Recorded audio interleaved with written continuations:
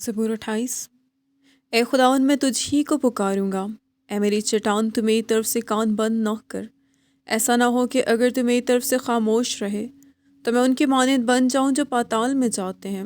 جب میں تجھ سے فریاد کروں اور اپنے ہاتھ تیری مقدس ہیکل کی طرف اٹھاؤں تو میری منت کی آواز کو سن لے۔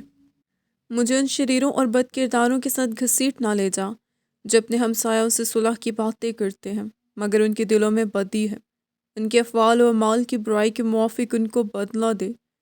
ان کے ہاتھوں کے کاموں کے مطابق ان سے سلوک کر، ان کے کیے کا عوض ان کو دے۔ وہ خداوند کے کاموں اور اس کی دستکاری پر دھیان نہیں کرتے، اس لیے وہ ان کو گرا دے گا اور پھر نہیں اٹھائے گا۔ خداوند مبارک ہو، اس لیے کہ اس نے میری منت کی آواز سن لی۔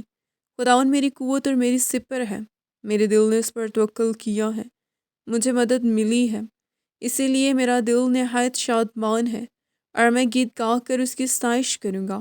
خداوند ان کی قوت ہے، وہ اپنے ممسوح کے لیے نجات کا قلعہ ہے۔ اپنی امت کو بچا اور اپنی میراث کو برکت دے، ان کے پاس پانی کر اور ان کو ہمیشہ تک سنبھالے رہے۔ آمین۔